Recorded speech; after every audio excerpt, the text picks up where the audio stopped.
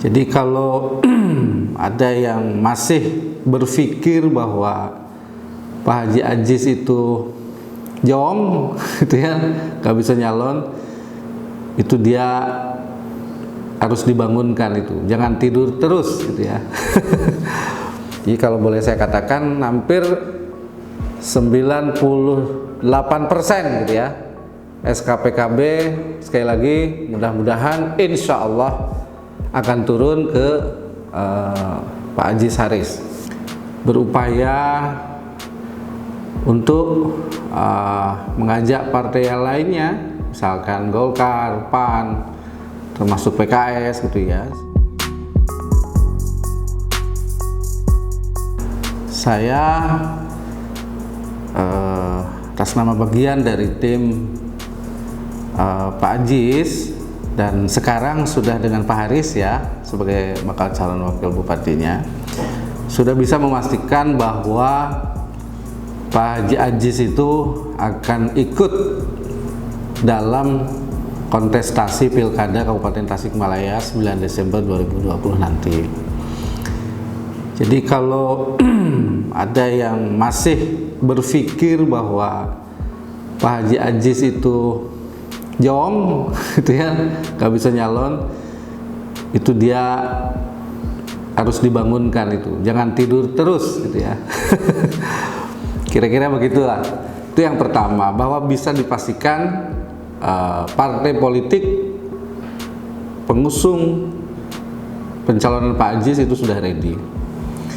Dipastikan satu dari Gerindra, Demokrat, dan mudah-mudahan tidak lama lagi PKB.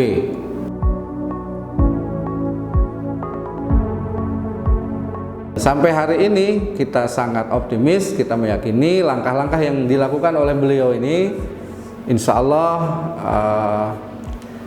connect gitu ya dengan apa yang diinginkan oleh partai-partai yang kita komunikasi, termasuk PKB.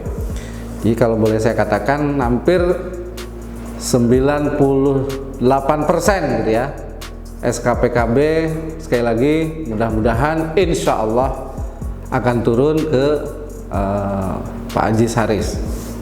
Insya Allah saya meyakini itu kalau melihat dari progres informasi yang beliau sampaikan ya. Tapi nanti kita lihat aja, kan politik itu the art of possibilities gitu ya, seni segala kemungkinan gitu ya. Kadang-kadang kan bisa saja ada tsunami apa dan lain sebagainya, tapi proses yang dijalankan dari komunikasi sejauh ini nilainya positif dan kita optimis. Orang-orang DPP juga sangat rasional, objektif, logis gitu ya, berbasis data gitu kan, tidak hanya mengandalkan subjektivitas atau bacaan-bacaan yang tidak berdasarkan data dan fakta. Kalau misalkan hari ini sudah muncul paket pasangan Pak Aziz dan Pak Haris yang didukung oleh Gerindra dan Demokrat serta insya Allah PKB, ya tentu kita juga masih termasuk partai-partai koalisi yang lain termasuk Gerindra gitu ya, melalui Pak Mulyadi juga melakukan upaya-upaya komunikasi dengan partai-partai yang tadi disebutkan. Tentu konteksnya ini kan bagaimana kita ingin membangun Kabupaten Tasikmalaya ke depan itu lebih baik, sehingga memperbanyak teman gitu ya untuk berjuang gitu ya, dan siapa tahu visinya sama, siapa tahu tujuannya sama untuk bagaimana memenangkan pilkada ini dan juga nanti menjadi bagian yang ikut berkontribusi memberikan sesuatu yang berbeda, memberikan perubahan di Kabupaten Tasikmalaya. Jadi komunikasi tetap dilakukan gitu ya. Kita nggak bisa bicara angka pasti ya, tapi kita lihat nanti progres pasca keputusan rekomendasi PKB keluar. Jadi pasti nanti sejauh yang saya tahu beliau berkomunikasi dengan PAN, berkomunikasi dengan Golkar melalui Pak Mulyadi, ke Pak Iswara, ke Pak Erlangga dan Pak Ade Barka gitu ya.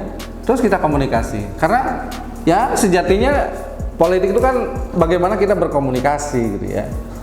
Membangun kesepahaman, membangun kesamaan tujuan gitu ya.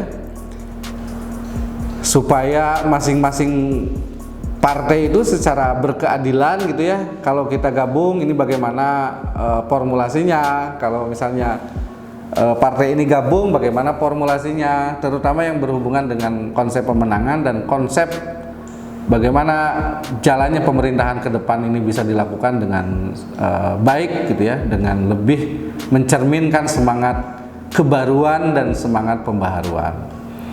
Saya kira itu, termasuk dengan PKS juga ya di level tinggi mah kita komunikasi. Tentu kita juga bersama Ketua Tim Pak Aziz, Pak Haji Amir Mahfud, dan dari DPP Gerindra, Pak Mulyadi dan tim yang lainnya masih tetap terus melakukan komunikasi, berupaya untuk mengajak partai yang lainnya, misalkan Golkar, PAN, termasuk PKS gitu ya.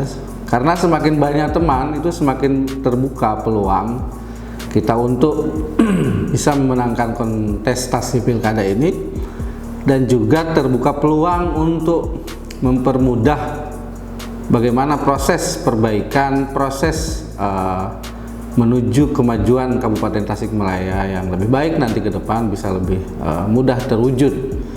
Karena bagaimanapun kekuatan partai politik pengusung itu penting, di samping untuk memenangkan kontestasi juga untuk mengawal jalannya pemerintahan nanti. Jadi setiap kebijakan apalagi yang sifatnya dilakukan perubahan-perubahan gitu ya, perbaikan-perbaikan, itu perlu supporting system yang melibatkan kekuatan politik di DPRD. Jadi semakin banyak teman koalisi, sebetulnya itu akan semakin mempermudah kita untuk melakukan terobosan-terobosan di pemerintahan.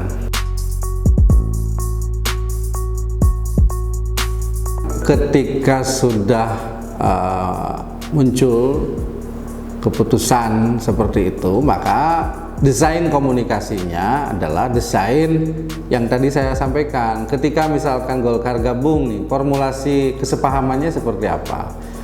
Ketika PAN gabung, formulasi kesepakatannya seperti apa? Ketika PKS gabung, formulasi kesepakatannya seperti apa? Kan dalam politik itu selama proporsional, selama berkeadilan, selama win-win solution secara politik berbasis musyawarah gitu, ya itu bisa dibicarakan kan gitu ya. Saya kira begitu. Jadi saya kira dalam politik selalu ada rumus yang sifatnya cair lah, kira-kira begitu. Ketika secara proporsional dibaca gitu ya, Gerindra pemenang pertama, PKB pemenang kedua, Golkar pemenang ketiga, misalkan kan itu berurutan gitu ya. Nah, kalau membaca seperti itu kan, aspek proporsionalitas ini kan bisa menjadi rujukan gitu ya. Nah, tapi sejatinya selama kaitan dengan visi kepemimpinan di Kabupaten Tasikmalaya ke depan ini sepakat untuk bagaimana melakukan kebaruan dan pembaharuan gitu ya, untuk percepatan perbaikan di Kabupaten Tasikmalaya gitu ya, maka saya kira itu bisa dibicarakan lah. Yang penting fokus kepada core business gitu ya, goal atau tujuan yang ingin dicapainya itu apa, yaitu peningkatan kemajuan pembangunan, peningkatan kesejahteraan masyarakat gitu ya, reformasi birokrasi yang profesional gitu ya, berbasis kompetensi. Ya, hal-hal positif yang kira-kira akan dibawa oleh pasangan ini gitu ya.